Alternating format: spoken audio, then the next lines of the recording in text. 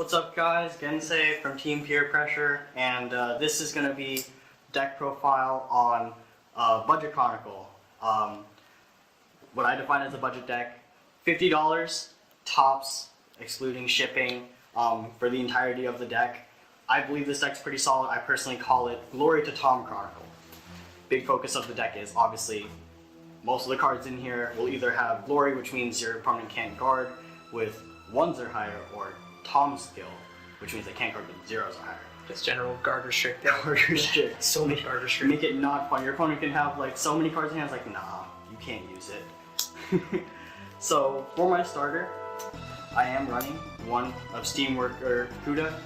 So GB1, push this unit to soul, axe skill.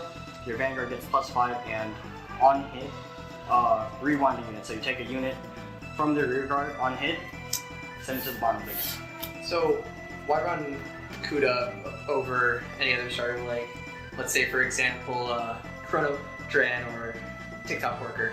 The reason I don't run Chronojet Dragon is because I don't time it very much in this deck. It's not very good for what I'm playing for this style.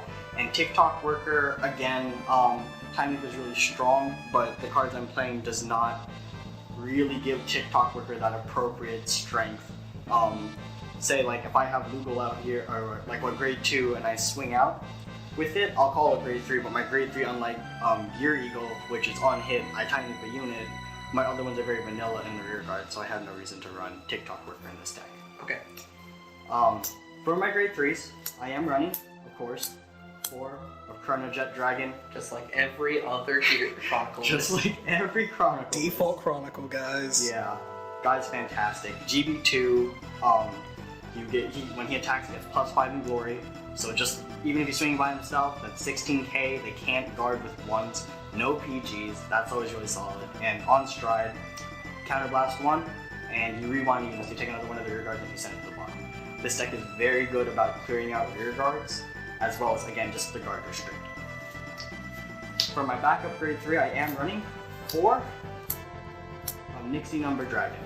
I did toy around with Puzur-lli for a while, which is basically another copy of Chronojet, but it was a bit clunky in the deck. It really didn't do very much, so I went with Nixie number, so I can recharge my triggers. And as well, whenever a unit gets, if he's in Legion and you rewind a unit, he gets the skill that when he attacks, your opponent cannot guard with 1s or higher, so he gains Glory. And he's a Legion as well for that, so yeah, that's a large number with no Broke guard. or Nala.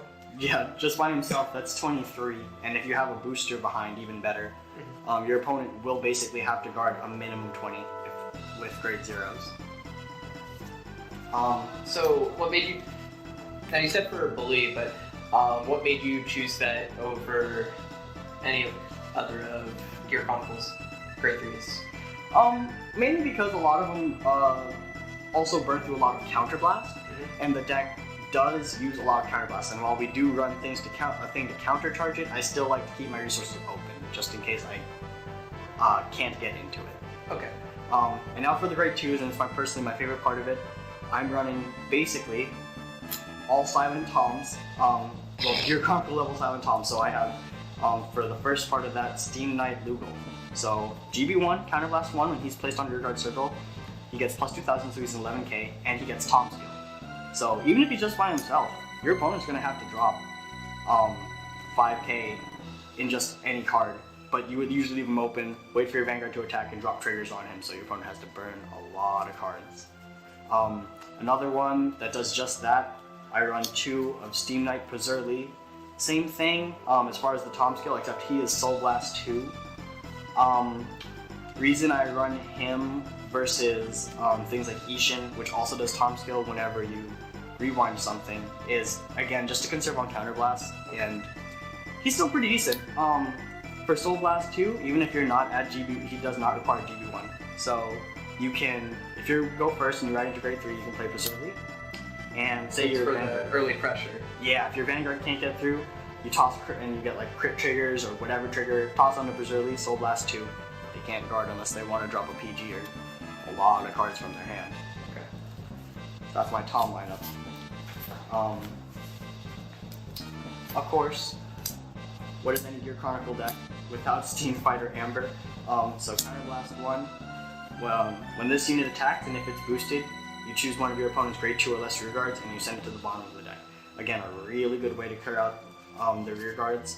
The deck really focuses on just making sure your opponent has the burn cards from their hand by rewinding your units or and just not clears out Hexy intercepts too. Yeah, exactly. And then for Nixie number, the Legion made Steam Knight Xang. I'm only running 2.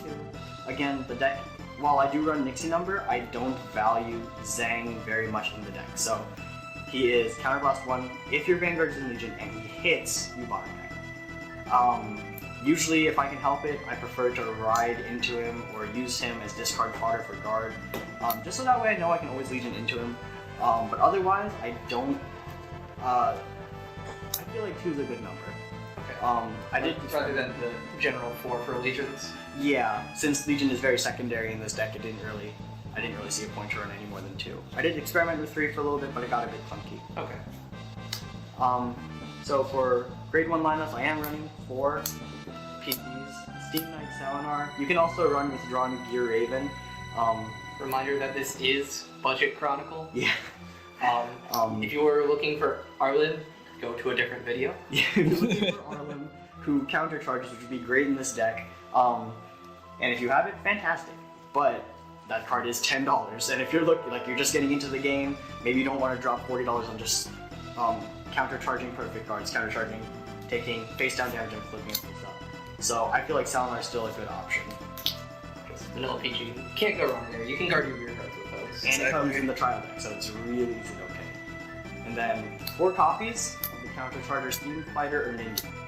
Fantastic card. Makes the deck super consistent. So, whenever you rewind a unit, if you have a Vanguard with Chronojet in its name, countercharge 1. Basically, all of Chronojet skills are free, your Stride unit skills are free, Ambers are free. It is a once per turn, so once it triggers, it does trigger. So, but if you have multiple on the field, exactly. Yeah. It does take a little bit of setup though. If you do, if you're gonna burn a lot of counterblasts on your first stride, if you can help it. I personally like having Ur-ningin in the back. They normally won't be able to touch it unless they're playing something like Narukami or Shadow Paladin, Kagero, Nubatama. Yeah, but normally they won't touch it. So I like having one on the back row. He's just a super solid card.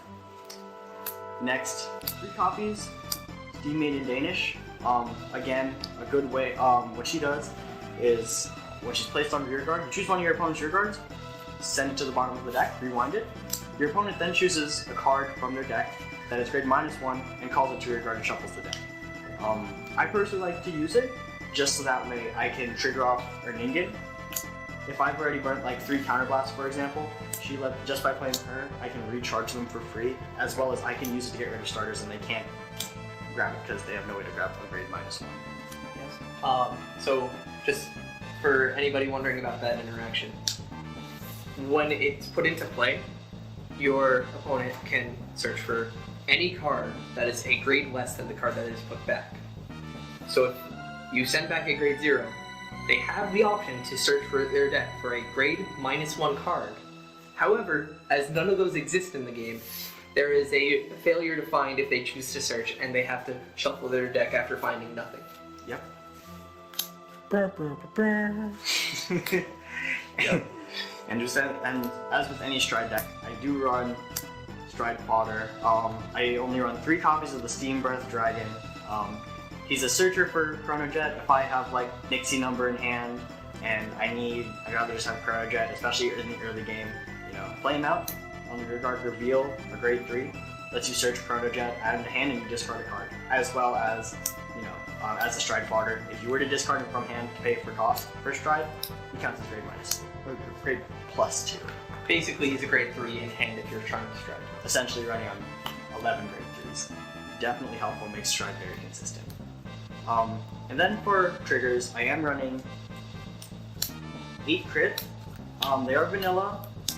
They are common. I believe most of them are from the trial deck. I'm sorry, these are from the booster packs, but trial deck ones are fine. If you can get your hands on Heart Thump Worker, better. But if you can't, I wouldn't sweat it. It is a $10 card. Yes. So why 8 crit instead of 12 or less? Why specifically 8 crit? I did toy around with 12 crit as well, but the problem I had was that my hand size suffered for it. Mm-hmm. And especially since you're not running TikTok worker. Exactly. And honestly, not TikTok, hard bomb, sorry. Oh no, you're good, yeah. But with cards like this, the reason I run 8 crit is because it's just the deck is super aggressive. Again, toss it on Lugal, toss it on Puzur-lli, who has Tom Skill, toss it on your Vanguard, who has Glory. They basically have to take this damage, or guard super high amount. So I feel like 8 crit makes the deck very strong. Okay. And pressures a lot of cards out of your opponent's hand and field. Next, I am running 4 copies of the Lucky Pot Dracokid. So when it's on rear guard, you push it to soul, you give a unit +3. I love this card a lot. It really lets me push for bigger numbers. Lets you reset Puzur-lli as well. Exactly. With Kuda and Puzur-lli, or Kuda and Dracokid, I can essentially guarantee that I can get Puzur-lli off twice. Guaranteed without any problems. As well, if I give the power to my Vanguard, if I have a 7k booster, that's 36 with whatever guard skill I have, if any. So that's always really good. And then, of course, 4 heal. Nothing much to say here. I did take a look at the Trial Deck 6-1 artwork-wise. I still love the TDO one. It's beautiful. I'm just a fan. Blue is probably one of my favorite heal triggers in the game, just for art-wise. But they can't beat Tiara. Spike Brothers Tiara still holds top in my heart. Alright. So that's on to the G Zone. Yeah, the G Zone. So, just to recap really quick, this deck, just in the main deck, this is about $35, maybe $38 plus or minus, considering price shifts. The secondary card market is very volatile for Vanguard. It's very hard to determine what's going to be what one day to the next. Yeah, but when I bought it, or when I got everything, it was around 35 to 40. So I think that's honestly a good price for a main deck, and it's still a lot stronger than the trial decks, in my opinion. Yeah. Gear Chronicle's original trial deck was pretty mediocre. It did what it needed to do. It introduces people to the game, but I feel it didn't really give that big oomph like the Royal Paladin and Neo Nectar ones did. Yeah, Royal Paladin, Neo Nectar, and Aqua Force trial decks at the time were much more powerful. Absolutely.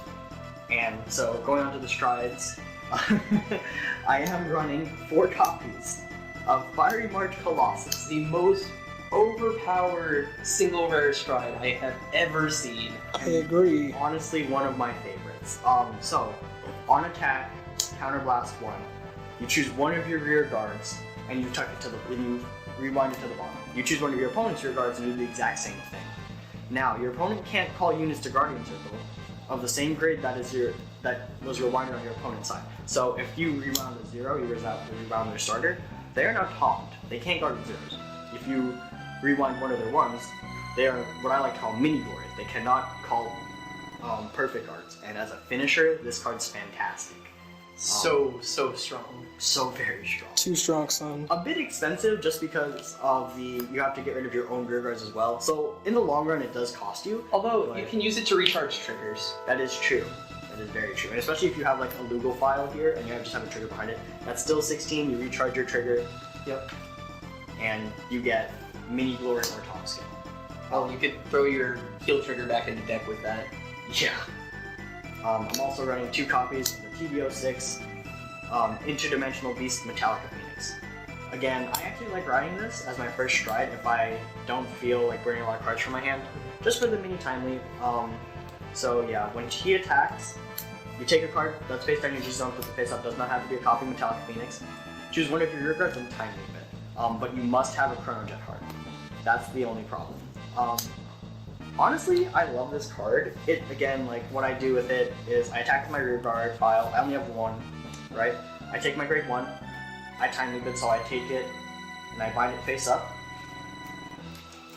Say I have a Steam Breath Dragon here. I bind it face up. This allows me to then call Superior Call out Lugal, and then activate his seal, his Counter Blast, and then he becomes an 11k before triggers, whatever I get.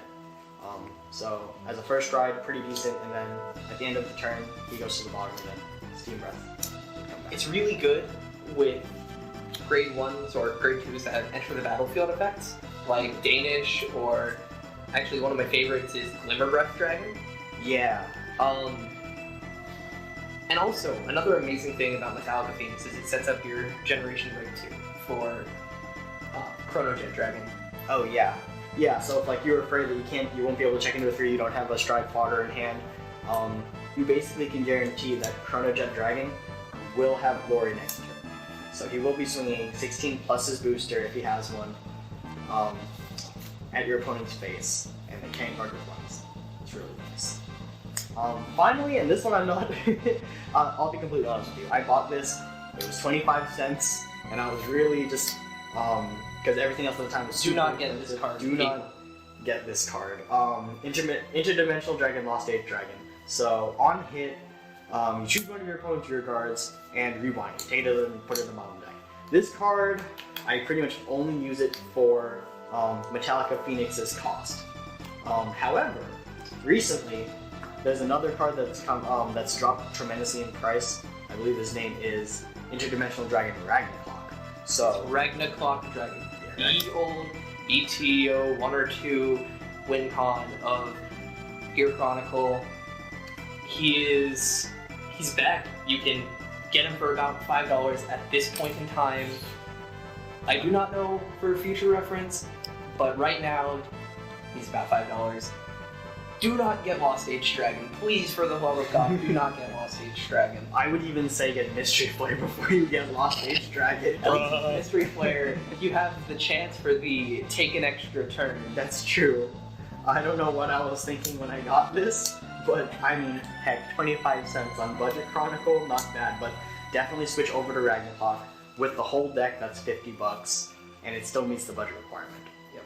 Not to mention, Fiery March Colossus is very, very cheap. It's like $1 or $2 because it's just a single rare. Absolutely. Let's see.